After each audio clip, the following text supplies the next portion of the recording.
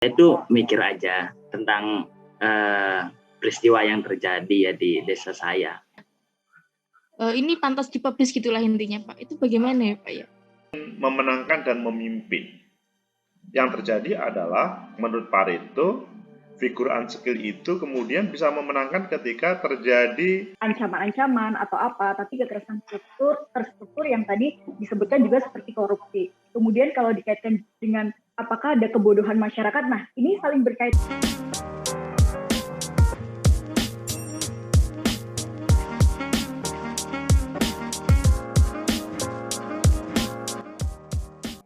Bismillah, Assalamualaikum warahmatullahi wabarakatuh.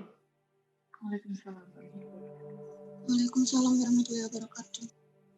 Selamat siang, salam sejahtera untuk kita semuanya. Sehat semuanya teman-teman? Alhamdulillah Pak, sehat. Oke, alhamdulillah.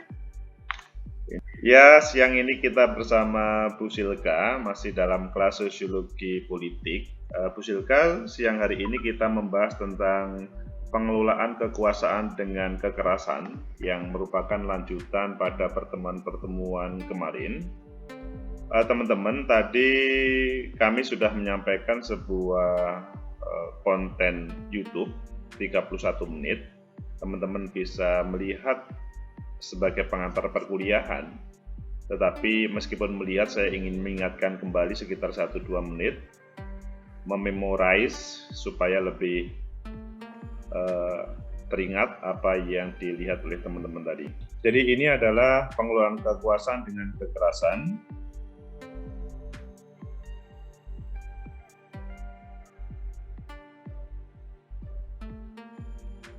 Selanjutnya kita referensi saya ulang-ulang supaya teman-teman betul agak merasa memiliki terhadap berbagai buku-buku yang ada ini. Karena kalau teman-teman tidak mempunyai buku ini atau artikel-artikel yang ada hubungannya dengan sosiologi politik, kemungkinan teman-teman sulit untuk memahami meskipun sering diskusi, karena dia membaca salah satu sumber yang sangat bagus dalam menambah pengetahuan sosiologi politik.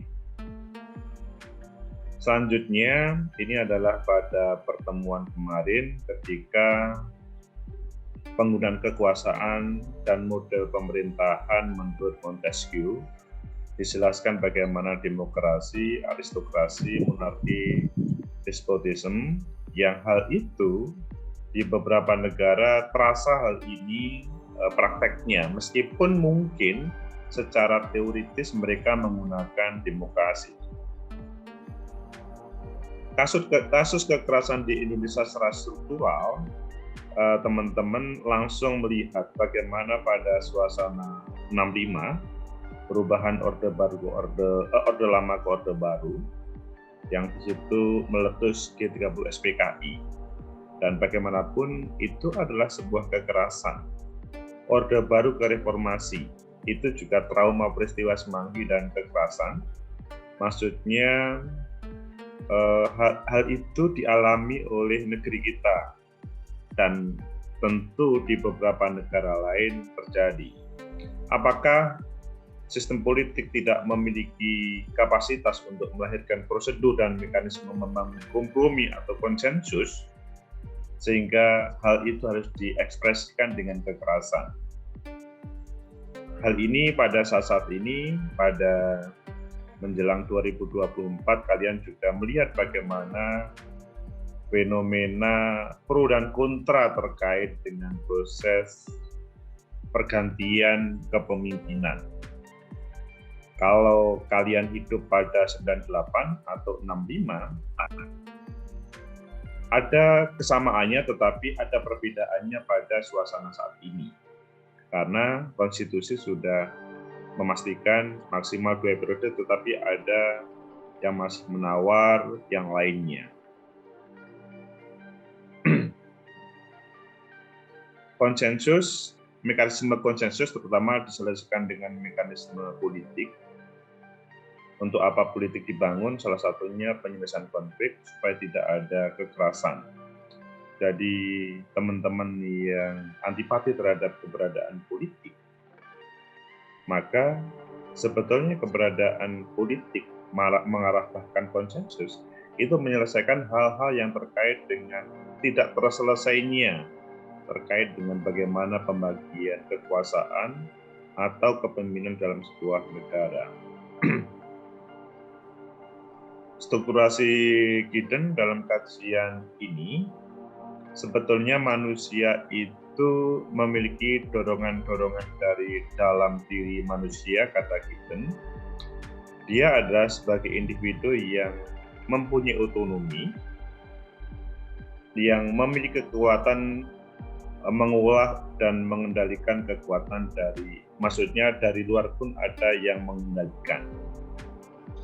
Lebih bisa dipahami bahwa teorinya Giddens ini adanya interdependensi antara tindakan dan struktur, sehingga manusia dalam dualitas struktur, dia memproduksi struktur tapi juga dia menciptakan struktur. Coba dipahami bahwa manusia, individu, itu memproduksi struktur, tetapi juga dia menciptakan. Maksudnya di sisi lain menciptakan struktur, tapi di sisi yang lain juga dia harus mentaati keberadaan struktur yang ada, meskipun terkadang harus melawan. Selanjutnya, yang memunculkan kekerasan itu menurut Manfred S. Steger dan Nancy S. Dean, kekerasan biasanya menandai terjadinya degradasi kualitas lingkungan sebagai arena kehidupan manusia.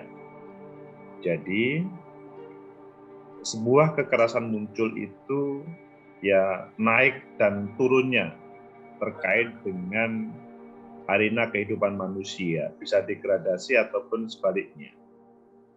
Kekerasan menandai terjadinya ketimpangan distribusi sumber-sumber material. Maksudnya ketika hal itu tidak adil, maka kekerasan terjadi, perlawanan terjadi. Menandai munculnya ketidakpastian akan masa depan. Hal ini karena ya non-struktur tadi memprotesnya terhadap struktur yang ada. Menurut Wolf, Simon, dan Eidson, setelah membaca perjuangan keras untuk menguasai ekonomi dan kekuasaan di Amerika, Wolf berkesimpulan bahwa tidak relevan melihat kekerasan negara dari sisi legitimasi atau tidaknya. Ideologi pemakaian kekerasan hanyalah retorika dari praktek dominasi. Maksudnya, Wolf ini memprotes. Sebetulnya keberadaan ideologi itu hanya sebuah retorika. Dan hadirnya kekerasan itu karena ada sebuah praktek dominasi dari yang memakai istilah ideologi tadi.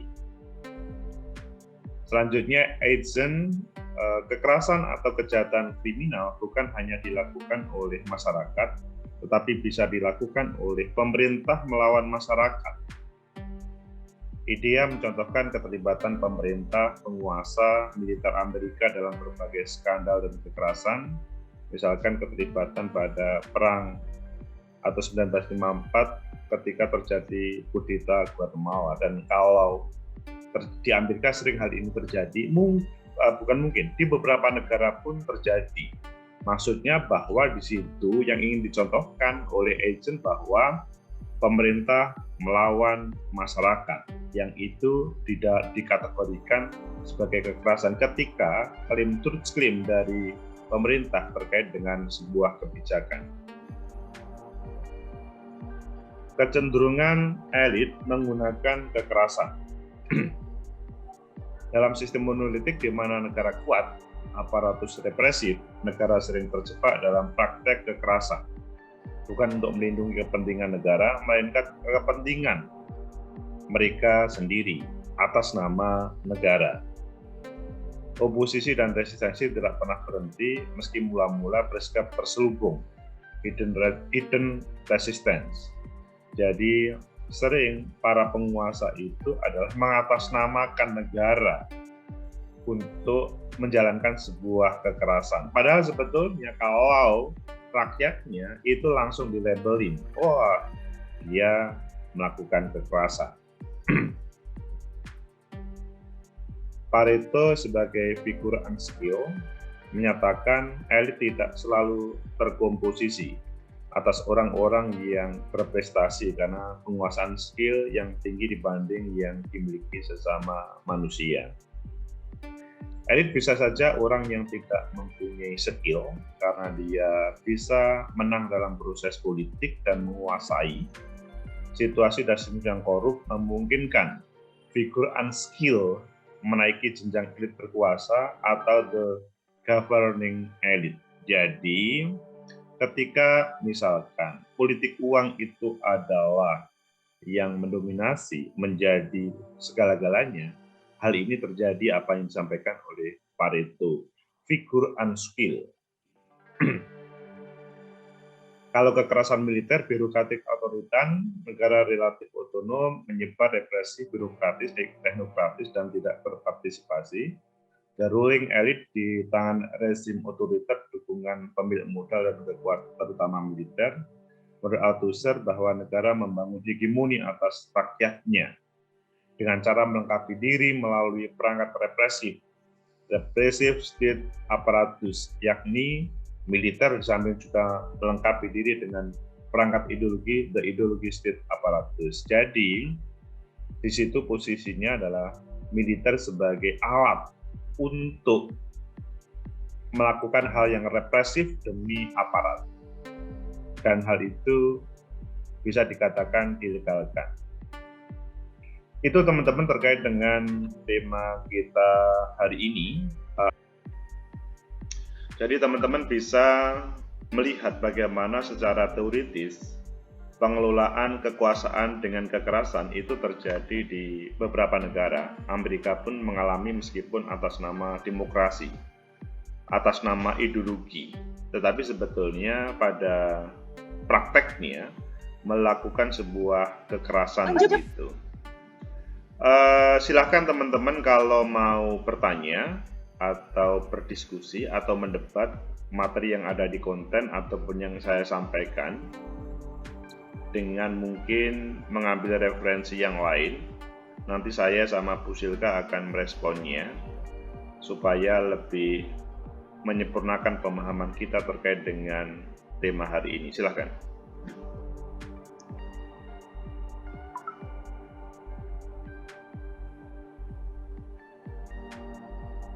Karena relatif pada suasana menjelang pemilu, hal itu sedikit banyak di beberapa negara akan dilakukan untuk, ya siapa sih yang tidak tertarik untuk menjadi penguasa. Di Filipina pun juga kalian melihat bagaimana suasana pasca Marcos dahulu.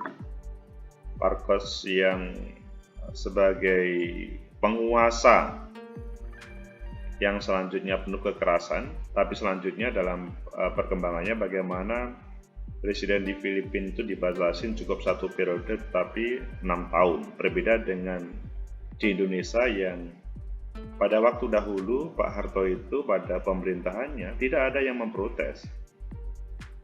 Tetapi sesudah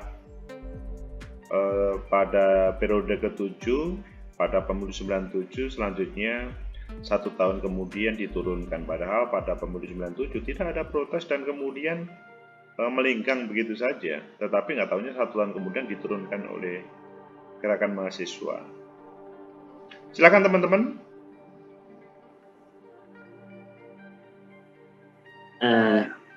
Halo Pak, izin masuk Pak. Silakan Luki. Saya mau bertanya ya Pak. Ya. Ini awalnya saya baca tentang korupsi. Saya baru tahu korupsi itu bahwa korupsi itu termasuk kekerasan yang struktur gitu. Nah, saya tuh mikir aja tentang peristiwa yang terjadi ya di desa saya, yang yaitu peristiwa korupsi ya sama kepala desa kayak gitu. Nah, setelah saya telusuri itu kan kepala desa itu kan ada permainan politik ya ketika pemilihannya. Nah, ini kan bersangkutan dengan elit yang diisi dengan orang-orang yang unskill lah, bisa dikatakan kayak gitu. Karena kan yang jadi kepala desa ini kan bukan orang yang ya orang biasa lah, kurang memadai kalau menurut saya. Nah, saya tuh ingin bertanya aja, ini tuh sebenarnya kesalahan siapa sih? Ada 3 yang saya ingin menjadi pertanyaan saya gitu. Apakah karena saya juga baca tentang korupsi, katanya itu ada permainan politik di antara partai gitu. Kalau masuk, ini mungkin pertanyaan yang umum untuk semua yang bentuk korupsi lah. Nah, yang kedua itu apakah ini termasuk egoistik dari pribadi seseorang tadi kepala desa itu karena beberapa faktor yang mempengaruhi, atau kebodohan masyarakat gitu. Misalnya masyarakat yang terpolitik oleh money politik gitu. Karena di desa saya itu pas pemilihan itu gencar banget, bahkan saya itu dikasih, terus diomong ini pilih ini ya, nanti dikasih ini. Kalau saya kan jawabnya ngapain gitu. Ya mungkin itu aja, Bu Silka, Pak Agus, mungkin bisa diberikan jawabannya. Sampai seberapa jauh Luki terkait dengan korupsi yang terjadi di desamu itu? Gimana, Pak? Sampai seberapa jauh proses korupsi yang ada di desamu itu, sampai ada proses pilihan kepala desa kelihatannya kok terjadi politik uang yang luar biasa. Nah, waktu itu ya, yang kemarin itu kan karena saya kan jarang pulang ya Pak.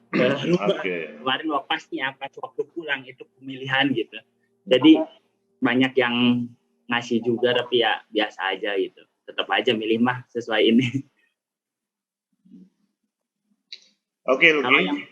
Kalau yang korupsi itu Pak, karena saya ngobrol sama bapak saya, kerabat-kerabat dekat terkait yang kepala desa kemarin yang isu kayak gitu. Tetapi memang itunya kayak gitu, benar adanya. Nah, saya itu anehnya tuh gini Pak, saya bilang kenapa nggak dilaporin polisi gitu. Kalau bapak saya bilangnya gini, udahlah urusan mereka ya. Itu aja Pak, saya nggak mau bertahan. Oke, terima kasih Luki. Sebelum Bu Silka nanti akan menambahkan, saya memberikan pengantar bahwa masyarakat Indonesia itu masyarakat yang relatif permisif.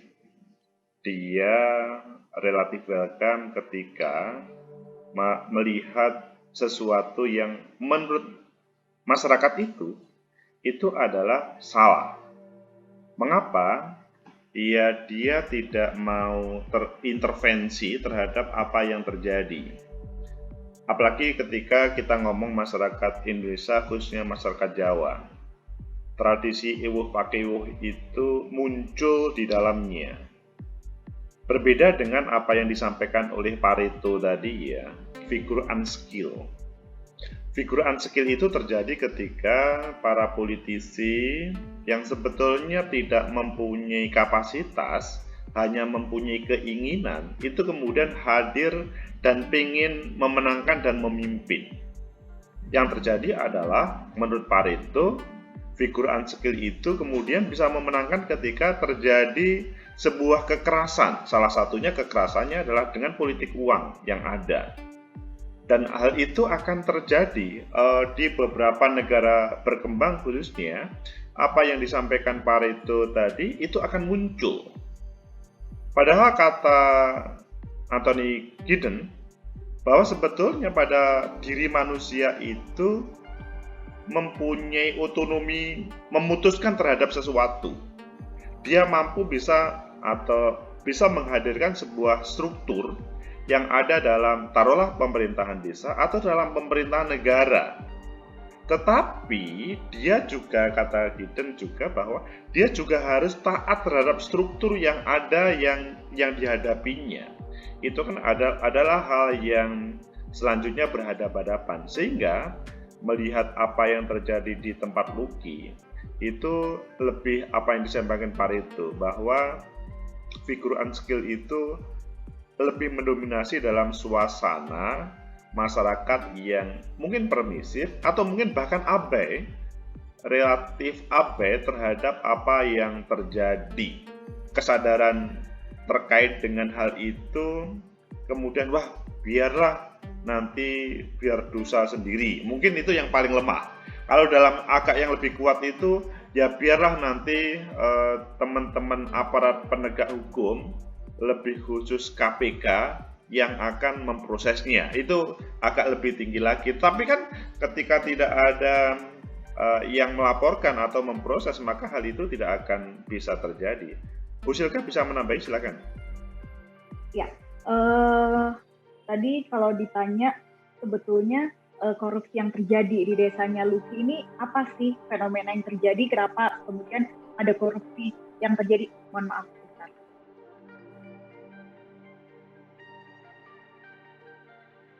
Maaf, ada telepon masuk.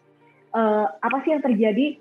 Korupsi ini ada terstruktur, apa ada kaitannya dengan partai dan lain sebagainya. Kalau pemilihan kepala desa kan tidak ada hubungannya dengan partai, atau juga mungkin ada egoistik yang tadi jika kalau dikaitkan dengan teorinya Pareto tentang unskilled figure yang dikatakan memang benar. Jadi adanya figur-figur yang tidak mumpuni tadi kemudian akhirnya menciptakan kekerasan-kekerasan terstruktur. Kekerasan memang tidak selalu dikaitkan dengan kekerasan fisik ya. Kemudian ada misalnya kekerasan seperti ancaman-ancaman atau apa, tapi kekerasan terstruktur yang tadi disebutkan juga seperti korupsi. Kemudian kalau dikaitkan dengan apakah ada kebodohan masyarakat, nah ini saling berkaitan juga. Kekerasan yang terstruktur tadi juga menciptakan masyarakat semakin abai dengan fenomena yang terjadi. Kalau teman-teman kemarin mengikuti, ada kasus perangkat desa yang melaporkan kepala desanya karena ada dugaan korupsi. Kemudian dia dituntut balik dengan tuduhan bahwa ikut menikmati hasil korupsi tersebut, yang artinya membuat orang-orang semakin takut nih untuk ikut melapor, atau juga mungkin tadi seperti ayahnya Luki yang pada akhirnya ya udahlah biarin, maksudnya urusan mereka, nggak usah ikut-ikut. Nah, padahal sebetulnya kita bisa merubah atau kita bisa tatanan yang terstruktur ini, korupsi-korupsi atau segala hal yang terjadi di suatu lingkungan pemerintahan desa, ini kita bisa putuskan begitu dengan masyarakat yang juga tidak abai, masyarakat yang juga bisa lebih aktif, tidak hanya pasif untuk melihat fenomena-fenomena yang ada begitu. Jadi kalau dikaitkan dengan tadi betul unskilled figure itu bisa menciptakan kekerasan-kekerasan yang terstruktur juga. Dan bisa kita lihat juga dengan teorinya Anthony Giddens yang tadi bilang kalau ada mengesampingkan struktur dualitas yang kemudian melihat kedua sisi itu seperti apa. Sementara begitu sih Pak Agus, bisa dipahami ya Luki? Iya, bisa Bu. Oh iya, ada ini juga Bu, yang tadi yang money politik itu kan saya pernah, waktu itu kan saya bilang gini, untuk apa sih memilih sesaat tapi menderita di akhir gitu kan, karena itu kan yang waktu itu ujungnya korupsi ya, karena kan awalnya kita tuh dikasih 100.000 tapi dia yang lebih besar gitu. Saya tuh malah dikatain tahu apa sih gitu. Ya mungkin itulah yang buat saya jengkel. Itu dalam bahasanya Giddens, Giddens pasti mengatakan, meresponnya begini, ya seandainya ada Luki-Luki yang lainnya, maka dia akan bisa menciptakan struktur baru untuk taruhlah bisa menjadi pemimpin yang ada di desa atau di negara. Pada kesempatan ini seseorang Luki itu adalah patuh terhadap struktur yang ada, meskipun mungkin dalam protesnya ini kok struktur ini kurang ajar ini. Dia melakukan sebuah kekerasan di dalam rezim pemerintahannya meskipun katanya bukan kekerasan. Jadi kalau ada Luki-Luki yang lain, luar biasa negara ataupun desa tersebut. Oke Luki, saya pikir cukup ya. Iya Pak, terima kasih, bagus Bu. Oke. Silkani. Oke, terima kasih Luki. Apakah masih ada yang mau bertanya lagi terkait dengan pembahasan siang hari ini? Karena kalau ngomong kekerasan, pengelolaan kekuasaan dengan kekerasan, itu masih terjadi di beberapa negara yang dia belajar berdemokrasi atau meminjam istilahnya atas nama demokrasi, tapi prakteknya dia melakukan kekerasan. Di negara kita pun kalian juga boleh mengkritisinya, meskipun dalam hal mengkritisi super hati-hati, karena kalau salah ngomong itu menjadi urusannya panjang nantinya.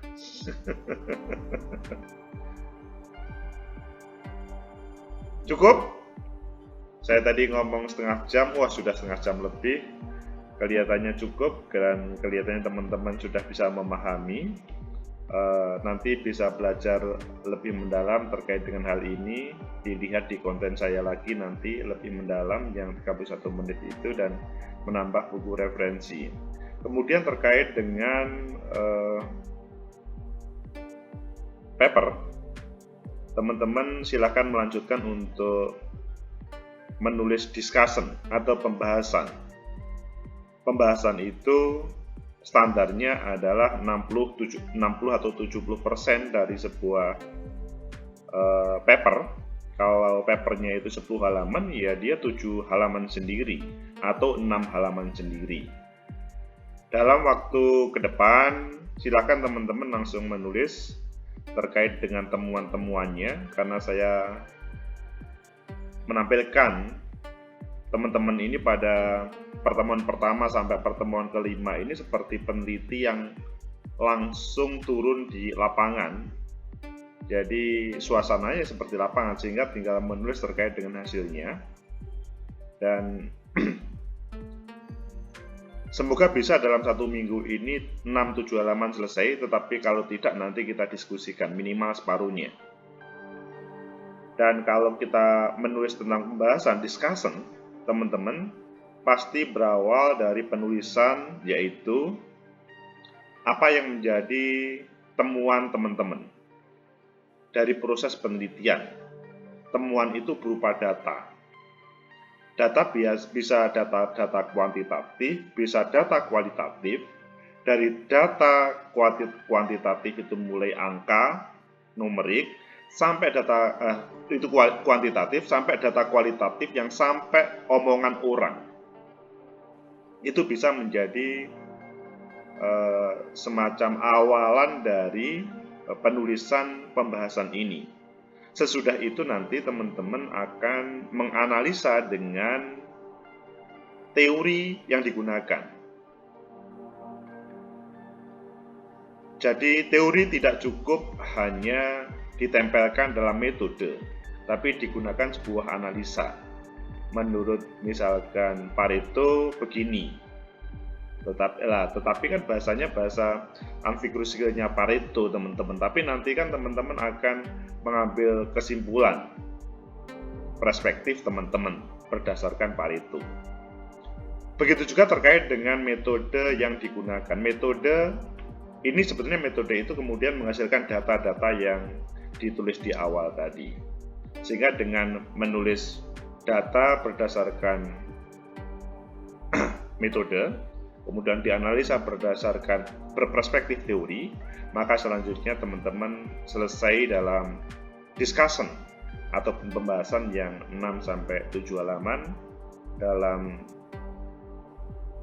sampai minggu besok atau satu malam. Teman-teman bisa menyelesaikan satu hari 2 halaman, itu insya Allah selesai selama fokus. Tapi kalau teman-teman tidak pernah menyentuh terkait dengan tugas, 1 bulan pun tidak akan pernah tambah kata. Apakah ada pertanyaan teman-teman terkait dengan penulisan ini? Pak, izin bertanya Pak tentang paper ini. Ini juga nanti dipublish di jurnal yang politik Pak? Iya, kita akan mempublisnya terkait dengan jurnal yang Sinta 2, Sinta lah, bisa Sinta 2, Sinta 3, Sinta 4, Sinta 5, Sinta 6, sehingga nanti teman-teman sambil menulis ini, sambil mencari jurnal yang akan dituju supaya sesuai dengan template-nya. Kalau sesuai dengan template-nya, maka teman-teman akan mudah untuk maksudnya diterima, karena kan editor jurnal itu pertama kali yang dilihat itu ini sesuai dengan template nggak? Sesuai guideline nggak? Ketika sudah diterima, maka sesudah cocok baru melihat tentang kontennya, analisisnya. Begitu Fatimah. Baik, Pak Agus. Oke. Ada yang lain teman-teman yang ditanyakan? Jadi nanti akan saya beri terkait dengan link bagaimana mencari jurnal, meskipun teman-teman sudah pernah saya ajarin pada waktu semester 2 dahulu. Kelihatannya cukup. Bu Silka mau menambahkan terkait dengan hal ini? Mungkin saya ingin bantu teman-teman, misalnya masih ada yang bingung dari proses awal kemarin, kemudian hingga pembahasan dan nanti untuk menentukan teori. Teman-teman jika ingin ada yang bertanya atau kita berdiskusi soal tema yang kalian pilih ya, bisa by email. Saya tulis email saya di kolom chat. Nanti teman-teman yang ingin memang bertanya atau di luar jam kuliah, kalau Pak Agus memang ini ya sibuk, teman-teman bisa nanti diskusi, saya bantu untuk misalnya masih ada yang bingung. Tapi kalau teman-teman sudah memahami itu bagus ya. Saya taruh nanti di kolom chat, teman-teman bisa menghubungi saya by email. Mungkin juga bisa dikirimkan apa yang sudah dikerjakan. Tadi kalau deadline-nya Pak Agus hari Sabtu, nanti juga saya akan coba cek misalnya ada yang kurang, mumpung belum bablas ke tahap-tahap selanjutnya, kan lebih baik dibenahi dari awal sehingga nanti perkuliahan selesai udah bisa langsung submit, atau paling tidak kalau sebelum semester berakhir udah bisa submit lebih baik lagi, jadi terpublishnya akan lebih cepat. Itu aja Pak Agus tambahan saya. Kita jadwalkan submitnya pertemuan ke-9 Bu Silka. Oh baik. Pertemuan ya, 9 nanti kita submit supaya nanti pada waktu pertemuan 14 atau UTS pertemuan 16 itu sudah ada yang terpublish, sehingga kalau terpublish pasti nilainya A. Meskipun dia asal-asal mengerjakan UTS ataupun UAS. Baik. Pak izin bertanya Pak. Oke silakan. Terkadang itu ada editor yang istilahnya sudah menerima dan menjanjikan akan dipublish gitu Pak. Tapi sampai Pak pada waktu yang ditentukan itu belum terpublish juga Pak. Tapi di emailnya sudah ini pantas dipublish gitulah intinya Pak. Itu bagaimana ya Pak ya? Ya kalau belum bayar. Akhirnya kan harus perlu ada LOA, letter of acceptance. Jadi tanda terima bahwa dia diterima sebagai artikel paper yang akan dipublish sebagai artikel jurnal. Jadi kalau teman-teman biasanya kan kalau teman-teman S3 itu ke JSM, The Journal of Associated Media, kan syaratnya biasanya Sinta 2, kan biasanya kan di Journal of Associated Media. Yang mereka ketika belum saya publish karena belum waktunya, saya beri LOA, dan itu bisa digunakan untuk ujian disertasi bagi yang S3. Jadi Fatimah Aulia kalau sudah dapat LOA meskipun belum publish, dia mendapatkan A. Oke ya? Iya Pak Agus, baik terima kasih. Oke. Teman-teman lainnya, itu Bu Silka sudah kirim email, silahkan dicatat emailnya Bu Silka. Kalau mau konsul dengan Bu Silka, nanti Bu Silka banyak waktu untuk merespon milik teman-teman. Meskipun Bu Silka sendiri juga super sibuk, tapi berusaha untuk membantu teman-teman.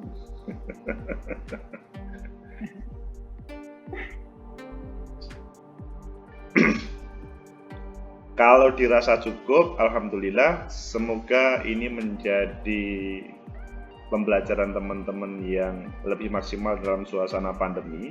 Dan lebih penting memang dalam proses perkuliahan itu adalah teman-teman ketika ada ketertarikan terhadap sebuah materi, misalkan terkait dengan materi kekerasan hari ini, ataupun terkait dengan perkuliahan, maka dia tanpa harus belajar dalam kelas, cukup diberikan buku langsung melahap semua buku.